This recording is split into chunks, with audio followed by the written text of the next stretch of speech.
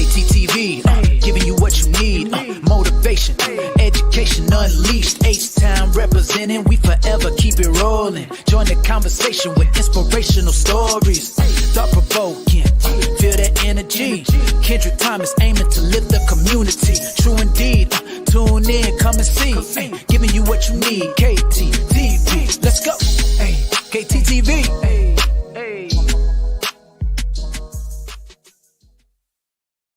And what to do, KTV? This is KT, and I'm coming at you live with another episode of Education Unleashed. And on tonight's episode, I have the educator, the leader, the mentor, Dr. William Robinson. Dr. Robinson has developed a SEED framework and approach that combines social-emotional learning, character education, restorative practices into one intentional system to help schools build stronger students from the inside out. Dr. Robinson, welcome to Education Unleashed tonight, man. How you doing tonight, brother? I'm good. Nervous. Look, man, cut it out. Hey, you do too much, man. You went through a whole doctoral program, man, and presented all this. I'm not trying to hear it, man. So how have you been doing, man? We about to get this school year going. I just got one question before we jump into things tonight. Is you ready? Yeah, I'm ready. All right. Well, what year is this for you, though? You say what? What year is this for you in education? Ooh, 20. Ooh, 20 years. 20 in the game. Yeah. 20 years, 25. I had 5 uncertified, so 25, 20. Yeah, 25. Look, yeah, get that uncertified. I'm counting power time and everything. Look, they gonna get it. All right, man. Well, I'm looking forward to our conversation tonight. I know that the information that you brought is very important. You spent a lot of time working on this through your doctoral, so looking forward to that information. But first, let's get into a little bit of this news.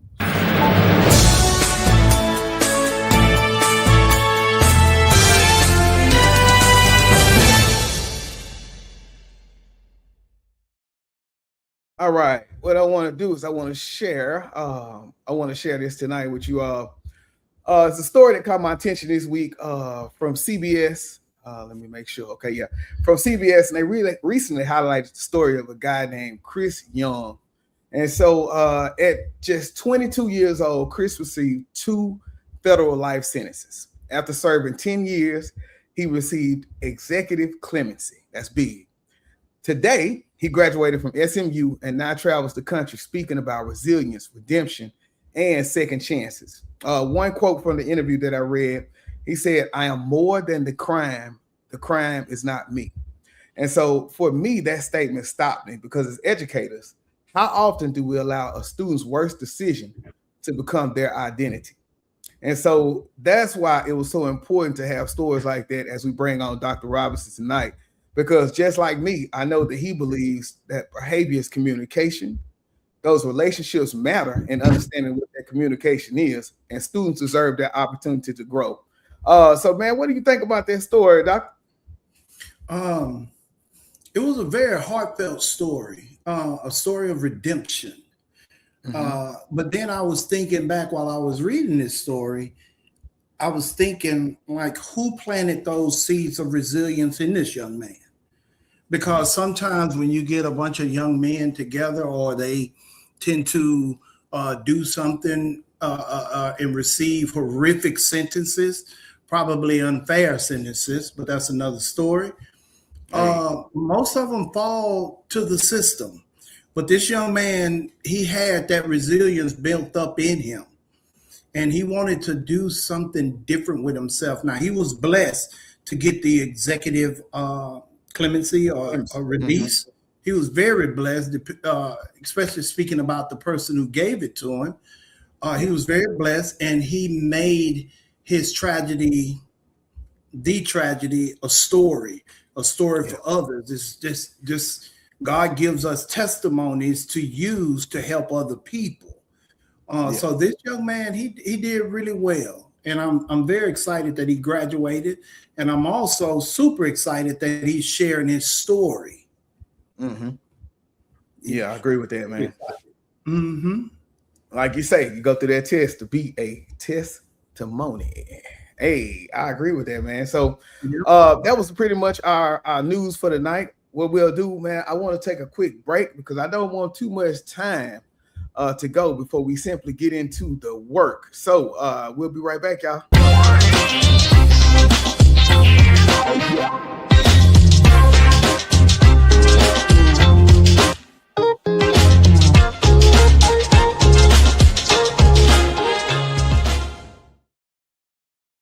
All right, y'all. Welcome back to Education Unleashed. I am your host, Kendrick Thomas, and thank you all for spending a part of your evening with us.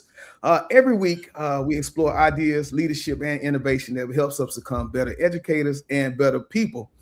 So for me, the conversation that we're about to have couldn't be more timely. Across America, educators continue searching for ways to improve school culture, strengthen relationships, and help students become the very best versions of themselves.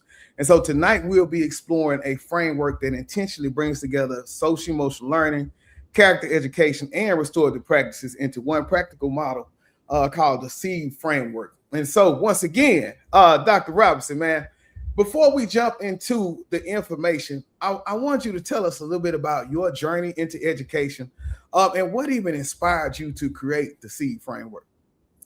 Well, I began my career in education in 95. 5 to 2000 was my teacher's assistant position with Harris County Department of Education. I was working with students who had significant behavioral, emotional, and developmental challenges. And during those 5 years, I learned one of the most important lessons of my career. Students are more than their behaviors. Just like this young man said, he was more than his crime. When I took the time to build relationships, I began to see the person behind the struggle. That experience led me to the Brown School Juvenile Justice Alternative Education Program. And for most people that know, that's the JJAEP, where I serve young men who had often been written off by others. The skills I've learned at Harris County helped me show those students that they matter and that their circumstances did not define their future, just like the young man today we were speaking about.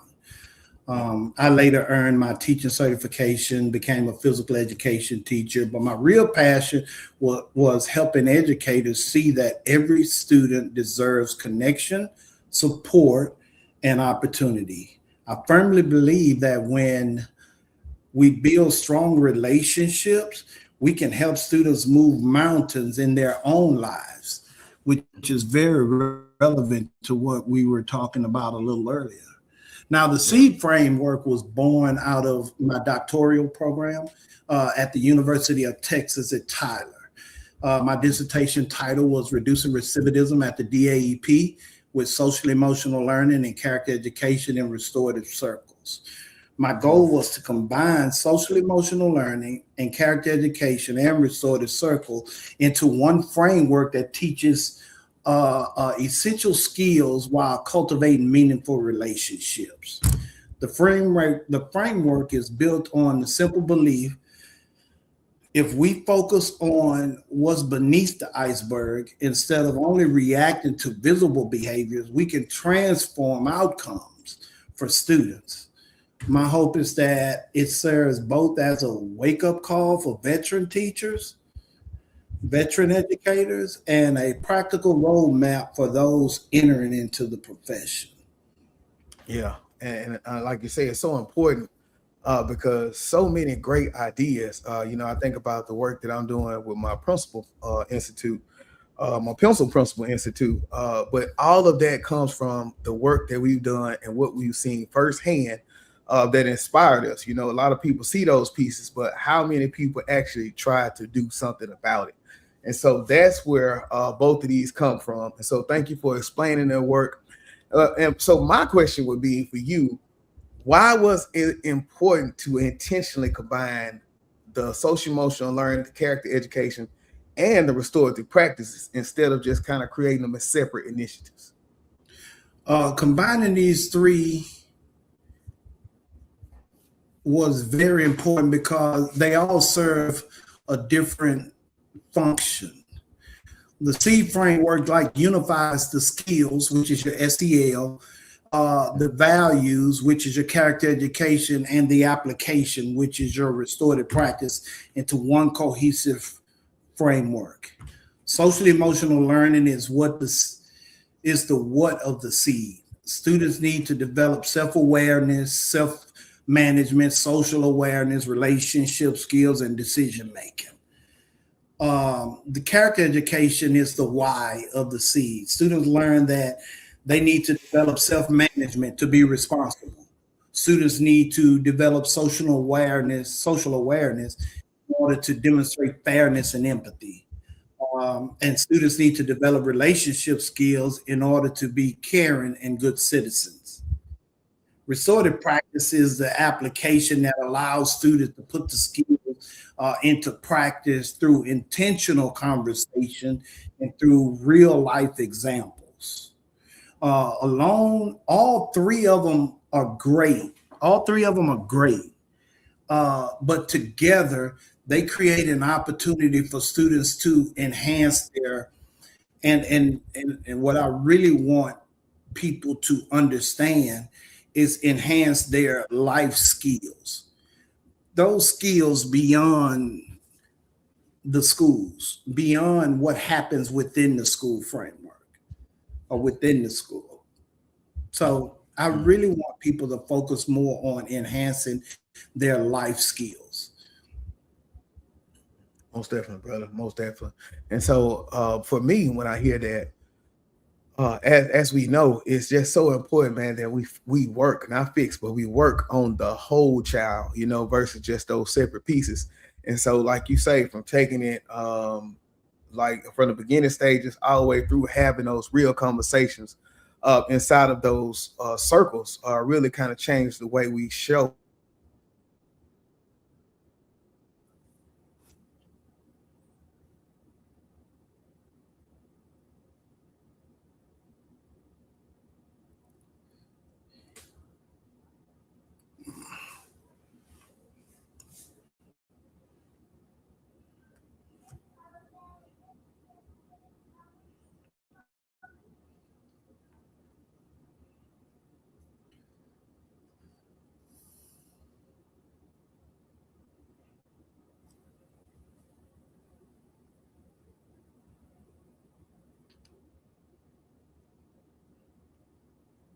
Hello?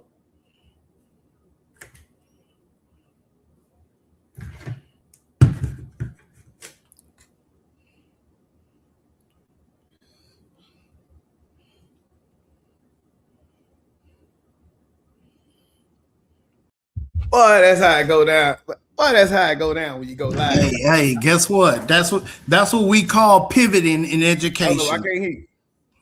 That's what we call pivoting in Boy, I tell education. you, but that's how it happens when you go live, boy. Yeah. Hold up, We now. good? We about to get this thing back on pop. Okay, we good. All right, here we go. Let me go through it.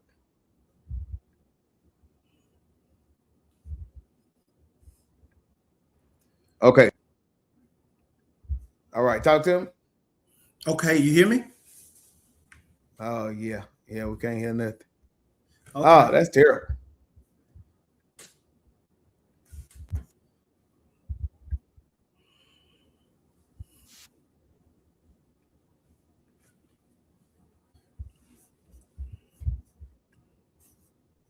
All right. Okay, hold up. All right, we're going.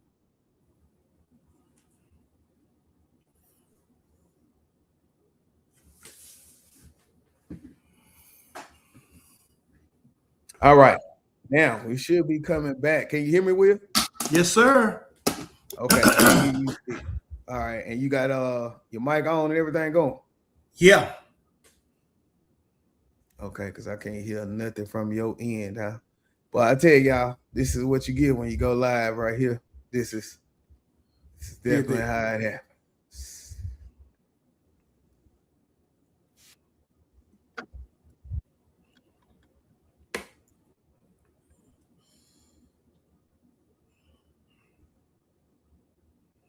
Can you hear me?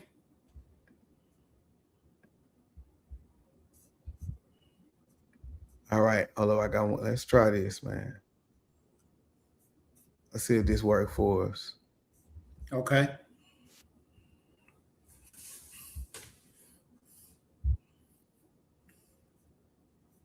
All right, let's see if we can get back to this.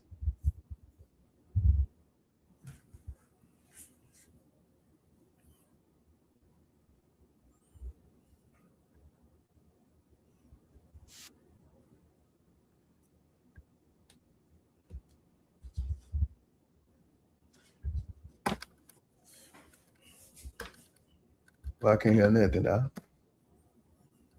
Can you hear me? All right, hold up, Will. We might have to come back out real quick. Okay. Hold on, let's come back out real quick, and then we'll come back. All right, y'all, hold quick second. Let's try to do something with these technical difficulties. As y'all can see, it's going down with the story, but we want to make sure it's right. Hold up. So we live, y'all.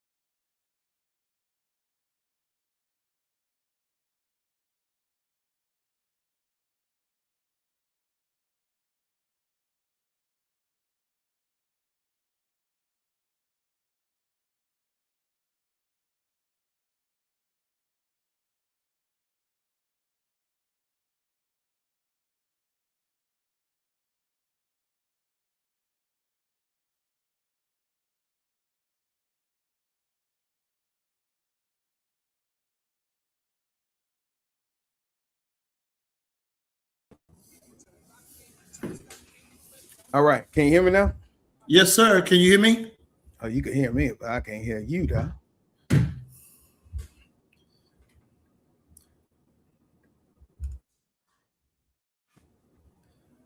Can you hear me now? All right, so now we're going through just the regular computing. All right, say something, Will. Yes. Can you hear me? Yeah, still not playing your voice though.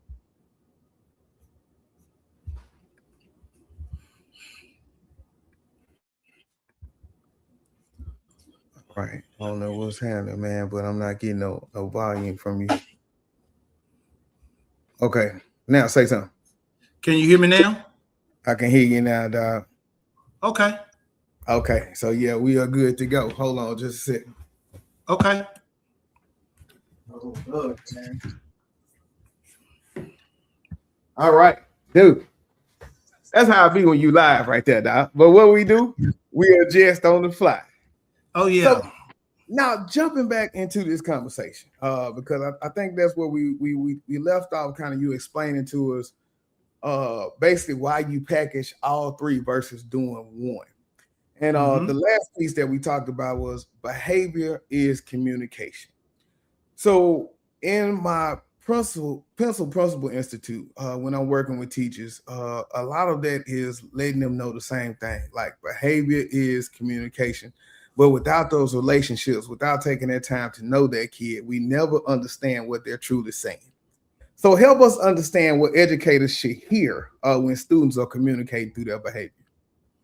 When educators are, well, when students' behavior becomes visible within the classrooms, teachers should really be listening for those different the different skills that comes along with social emotional learning and character education. You're looking at self-awareness, self-management, social awareness, responsible decision making, and relationship. Let's look at those as the skills that students tend to miss, because those are pretty much, in my opinion, foundational pieces of why certain behaviors are actively visible within the classroom. And then teachers should also start to put together and not just ask what's wrong with the student, they should ask what the behavior is telling them. Learning to recognize and interpret those signals is one of the most important skills an educator can develop. For example, if you have a student who has a difficult time communicating with other students or actually participating in different activities within groups and stuff like that, then you know that relationship skills may be something that students need to develop.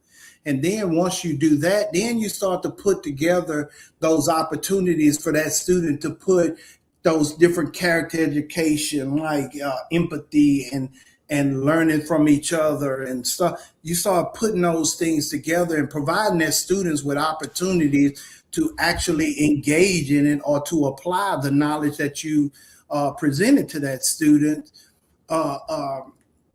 within the school environment. But what tends to happen is teachers tend to stay on that one question: what's wrong with this student? Instead of trying to understand or what the behavior is telling me. So it's just like I compare that to allergies. So when my eyes begin to itch or I get the pressure in my sinuses, those are just symptoms that's telling me that I need to get somewhere and take my allergy medicine like I should have taken it before. It's telling my body that something is going on. The symptoms are not the problem. They are just indicators. So teachers need to understand that the behaviors that they see are just indicators of something underneath. And I keep referring to that iceberg analogy that you can pull up and see, but it's just symptoms of something else that's going on with that student. So now it's time for us to go deep, dig deeper, and try to fill in those behavioral gaps, because I hear a lot of people talking about academic gaps, but we have to fill in those behavioral gaps to help students begin to move those mountains in their life. Just like this young man did in the story, how we began. Those skills he had, somebody embedded those within him. And for the statement that he made, I'm not this crime is not me, or whatever, that shows that somebody have taken the time out to embed those different skills within him.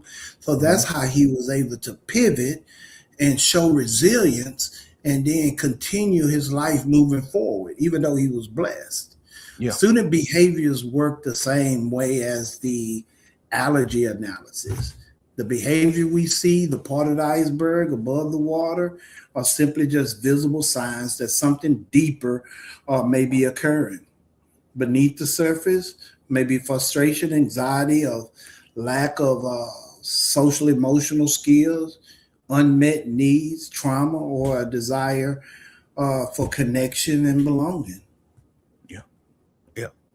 Man, for me, that resonates a lot because inside of my training, when it's in person, face to face, I bring a backpack, right? And I bring all these heavy pieces.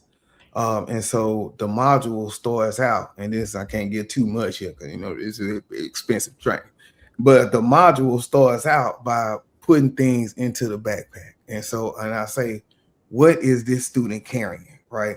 And so it's really like a backpack, but it's a metaphor for believe every student has a story, ask before assuming, connect before correcting, know what you know and what you don't, practice empathy with accountability, affirm the student's worth, create opportunities for success, and keep showing up. And so, like you said, that's similar to that iceberg, right? Because you can see what's in that backpack on the outside, but do you really know what's inside that backpack, right? What's going on with me? Because once again, all you see is the communications that I'm giving you on that outside, but you never know. I may not eat in 2 days or since I had lunch yesterday. You know, like you say, I may not have those communication skills. So a lot of good information. Another piece that you said that really resonated with me was the soil represents relationships. And so explain that metaphor for us. Soil is essential for growth because it creates the conditions that allow seeds to take root, grow, and thrive. Farmers understand that they can't expect healthy crop or a healthy harvest if they neglect the soil. Before planting, they cultivate, nourish, and prepare it to support growth. That's why when we go, or if you go somewhere where you're talking to a farmer of a particular crop, that's why you tend to see this farmer rotating from one patch of land to another patch of land, because in order for him to get or to yield a bounty of what he's planted, he knows he has to tend to that soil. The same principle applies to education. We cannot expect students to flourish in an environment where trust, connection, and belonging are absent. Before meaningful growth can occur, we must prepare the soil by building strong relationships, creating safe spaces, establishing clear expectations, and showing empathy and ensuring that every student feels valued. In the seed framework, the soil represents the relationship. Yeah. Relationships are not separate from the framework. They are the foundation that makes the framework work. Social emotional learning, character education, and restorative practices all grow through meaningful relationships. Yeah. Period. They all grow through meaningful relationships. Without healthy soil, the seed struggles to grow.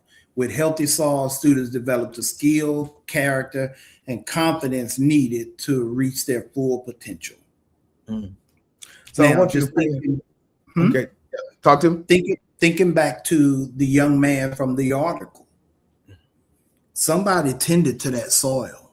Yeah. Because I'm looking at what I've experienced by reading the articles and listening to podcasts or the news. A lot of brothers, young men, and I'm just saying brothers, would have kind of thrown in the towel.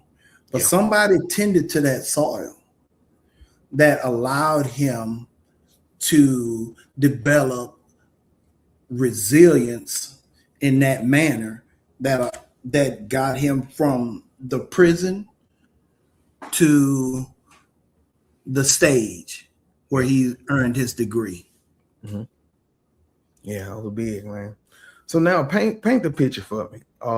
You know, we got a better idea of what the seed framework is. So I guess the next piece is the application. Coming into the school, we've done the training. What does a classroom actually look like when seed is fully implemented?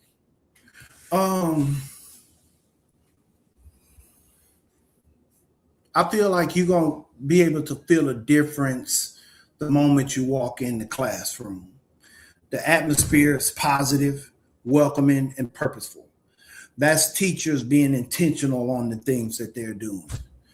Students feel safe, connected, and valued because the teacher has intentionally cultivated the soil of relationships before expecting academic growth. That's getting to know your students personally beyond just academics. Case in point, for an example, I spoke to a teacher when I was in my previous role, and I asked her, I said, what do you know about this student? Well, he plays football during recess. What else do you know about this student? And she couldn't really tell me anything. Mm-hmm. And I told her to do the 10 by 2, meaning 10 consecutive days, 2 minutes, talk to that student about anything other than academics. Mm-hmm. Went back, I revisited her classroom, and the relationship got stronger. Mm-hmm. Because she was beginning to see this student not just as an academic number, not just as a approach meets masters student. She began to see that student as a person. Mm-hmm. So you'll also see students practicing social emotional skill in real time. They're managing their emotions, working collaboratively, listening to different perspectives, which is very important in schools. Solving problems respectfully. They're not just following rules because they are told to. They're making thoughtful choices because they understand how their actions affect others. You'll also see character in action, students demonstrating responsibility, empathy, integrity, and perseverance. When challenges arise, they don't immediately look for someone to blame or become aggressive. Instead, they reflect, take ownership, and work towards solutions because they understand why those values matter. Powerful, man. Now, one piece, and you talked about it a lot tonight. As you know, that's our work, and that's being passionate about supporting our young males. So, in your opinion, as you've gone through this work, as you've did all this research to write the dissertation, what are schools getting right with our young males, and where do we still have work to do, in your opinion? I think one of the reasons many schools struggle with discipline or just dealing with students in general is that they're often focused on managing behavior after it happens. People tend to, and I'm saying people, not just educators, people tend to be more reactive to situations instead of being proactive. And what I mean by that is schools should really, instead of being reactive, they should be developing the skills, values, and relationships that prevent those behaviors from occurring in the first place. Mm-hmm.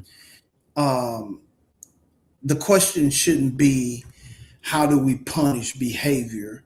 The question should be, from day one, how do we cultivate the conditions that produce positive behaviors?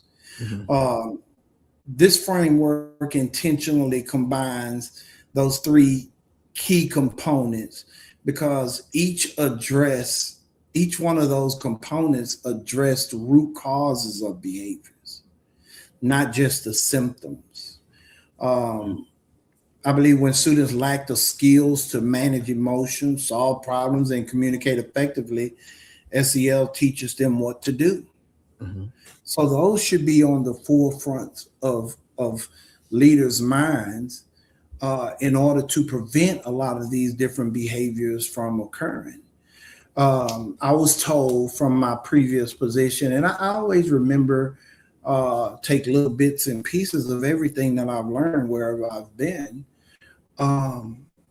If you don't take time out and step back in the beginning to front load all of these different skills to students and teach students these skills, then you're going to find yourself on the back end reacting.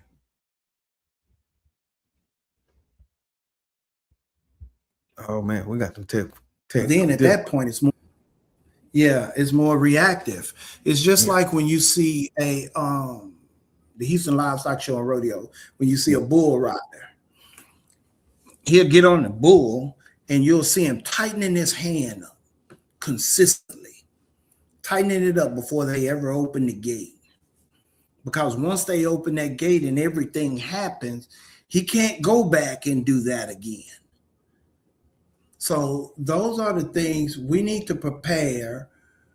Schools need to prepare their students for the challenges that they're going to face throughout the school year by front loading those three things: social emotional learning, character education, and restorative circles. So that way students are prepared to deal with everything. So then it becomes, the question becomes not what rule did that student break, but what need is that student, what does that student need in order to function within this moment? Yeah. Yes, sir. Say, man. Well, the biggest thing with me just now, man, when you talked about getting on the board, man, you leaned into the computer, man, like you really trying to get rid of that, man. I don't know what was going on. Hey, but I see what you're saying, though, man. You know, and I don't know if you got anything else to add on this unpacking, but I'm gonna break it down because you said a little bit about it in your response. SEL teaches what to do. Character education teaches why it matters, and restorative practices teach how to apply it. And so, do you have anything else to unpack on that before we move on? I just think that I think that we can no longer rely on students coming to us prepared.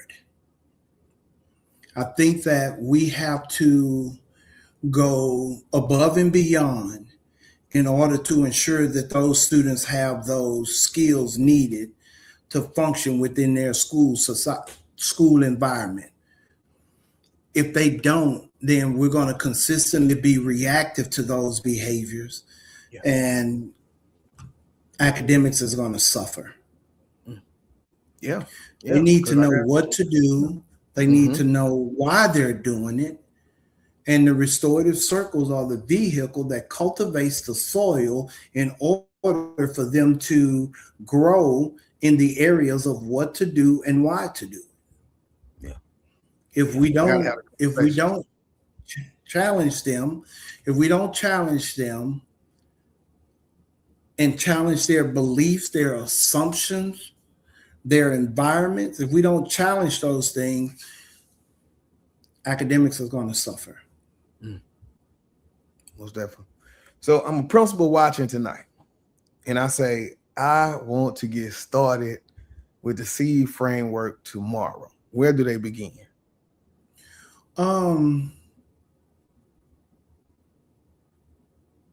If I was talking to a principal who wanted to get started in the seed framework tomorrow, I tell them not to begin with a program. That's just like if I buy a plot of land in Warden, Texas. Yeah. And I just go get a bunch of seeds and start planting them. That soil may not be ripe for planting. I would tell them, don't begin with a program or a curriculum or a discipline plan. Start with relationships. The first step is to assess the condition of the soil before focusing on the seeds. Start looking at the things that you're doing that's taking place within your building. And I'm not trying to throw anybody under the bus, but start with, are your teachers at their threshold every morning greeting students? Are your teachers redirecting with dignity? Or are your teachers utilizing behavior incidents to teach lessons or to teach a skill that's needed to a student? I would not start with the program. The first step is to assess the conditions of the soil before focusing on the seed. If you want to implement the seed framework tomorrow, don't start, like I said, don't start with the program. Yeah. Start with the people. Start with how relationships are formed and built in your building. Start with the culture and climate. Look at some of the old culture and climate surveys because they still have relevance. Because sometimes if you look at 1-2 years past, they still saying some of the same kind of things. And I'm talking about the parents ones as well, because they are a part of your community. So start with the relationships. Start looking at all those different factors that plays a role in your campus culture and climate. And then you move on from there. Most definitely, man. All right, what we'll do, before we wrap up this last piece, man, I want to get into a little rapid fire, man. So we'll take a quick break. And when we get back, man, we're going to do a little rapid fire. We'll be right back, y'all.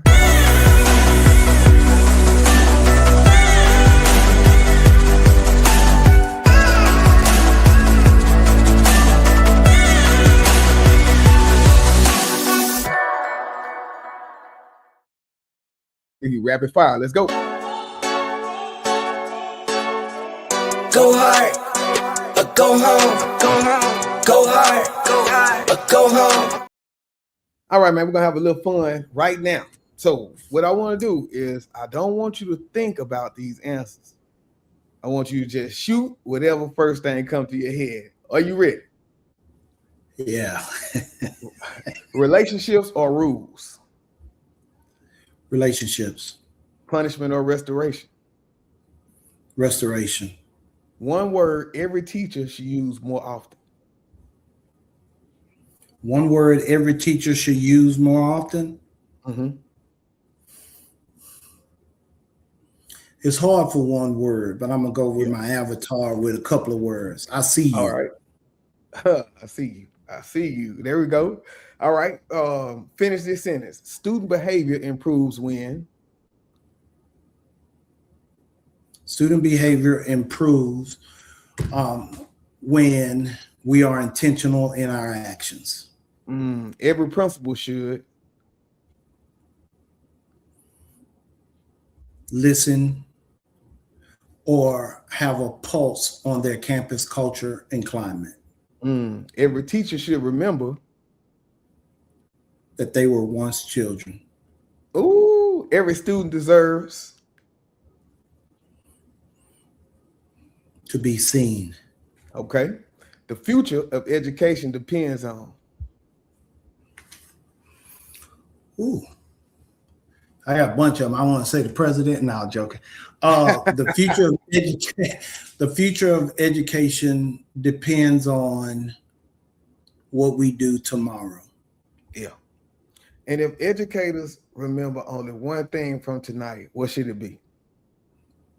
Students learn best in environments where they feel connected, valued, and understood.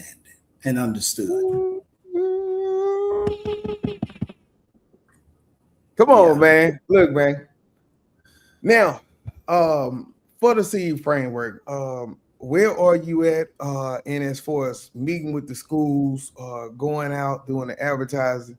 And if anybody wants to know more information about this, how do they contact you? What are some of the processes to getting you to come out and talk more about this? The seed framework is still in its infancy stages. However, I felt that it was a need to begin to put it out for people, because I really do believe it can change lives. And I'm not just saying change schools, I'm saying change lives. Right now, I'm in the process of the last final edit. And then hopefully the book will be out December-ish. Getting everything together, because I don't want to put anything out without it being 100% up to my standards. If someone wants to reach out to me, it's William Robinson 191493 at this moment. And that's pretty much it. And also Just a side note, I'm also creating, the title of the book is Beyond Behavior. And I'm also creating a Beyond Behavior field manual with lessons pretty much already scripted that'll last you pretty much the whole school year without repeating everything. So if someone wanted to teach their students about responsibility, the lessons are already there and scripted out for you. You can actually make changes to them if you see fit. However, everything is there. And I feel that there's a need for this because we're getting so many people into this field who are associate teachers, which they're going to go away in a couple of years. So a lot of people coming into this field don't have the background or the point of reference where I come from. So I really want to put this out so that I could be a blessing to teachers on their journey in education. Yeah. But if someone wanted to contact me, they can contact you as well, and I'll get the message. But it's right now in infancy stages, and I would love to share the knowledge that I do have, the information I picked up from my dissertation with campuses and school leaders, and just be an asset to education. Yeah. I'm here because, I'm sorry, I started talking, but I'm not here because it was just a profession. I was here because my man upstairs told me I needed to be here. Yeah. And I add my life to what he tells me.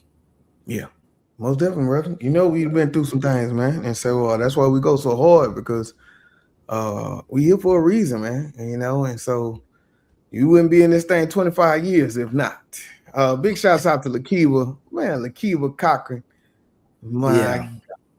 Miss McCormick. Look, man, I'm my childhood friend right there. Oh, yeah, that's my partner, too. She know me. Come on, man. Golly, man. Yeah, look, Dre Shell, what's Miss El will say, very true, good information. That should be shared. I agree. That's why we got Dr. Robertson on here to try to make sure that we push some things out here. Man, well, give us that email one more time. William Robinson 191493 at Gmail. Yeah, that was 1914. It was not 1911, but it's okay though. We're gonna keep that thing rolling. 191493. He know what it is. He just don't want to say it. Hey, he know what it is. It's that blue fire all day, baby. Hey, look, man, with Dr. Robinson, man. Hold on, wait a minute. Let me see. Oh yeah, there go Doc right there. Say planting the seed for every child. That's right, Doc. Okay. Hey, shout out to Doc, man. Thank you for that feedback too. Let me go over there and get my life together, Dr. Stewart. Man, look. Yeah. Dr. Robinson, man, before we get out of here, I want to say thank you, man. Thank you for your leadership. Thank you for the passion. And thank you for reminding us that education isn't simply about changing a behavior, but it's more about changing lives, right? You know, just to sum up what we talked about, I know tonight we learned that behavior is communication. Relationships are the soil where students grow. And when schools intentionally develop self-awareness, empathy, engagement, and decision-making, we don't simply improve the discipline, but we prepare our students for life. And that is what is important to us. And so as we get out of here and land this plane, to everybody watching, I want to say thank you for working with us and staying with us through our technical difficulties. That is part of having a live show. Hold on, you know I can't go out without saying it. What's happening, Port City? But yeah, thank y'all for taking y'all time out for watching us tonight. If tonight's conversation encouraged you in some way, please make sure you share it with another educator, another administrator, and another parent, because we believe that every child deserves that opportunity to thrive. So make sure to subscribe, follow, go to kttv.com, go get you some merch. Until next time, we're going to keep leading, keep learning, keep serving. And remember, education doesn't just change minds, it changes lives. This is KT and Dr. William Alex Robinson Look, man, we appreciate you, man. We ain't even go crazy. I appreciate you for this opportunity. I've been wanting to do it, but I wanted to make sure I was right. So I felt like I was right, but I really appreciate you. I appreciate the work that you do. I know that I'm older than you, but I do admire you and look up to you for the things that you do, my brother. Man, well, I appreciate that, dog. We're going to keep on rolling, man. I appreciate it, man. All right, y'all. We will see you all next week. We got one of my dogs in the house, Brother Tony Reynolds, principal. So we'll see y'all next week. This is KT, but KTTV signing out. 100. This is Darnell with Broadcast Houston. This is Dr. Tamara Beckford. Hey, this is Candace. This is London Underwood. This is Kirsten Bass with Inner City Greens, and you're watching. Y'all are now tuned in to KTTV. KTTV. KTTV. KTTV.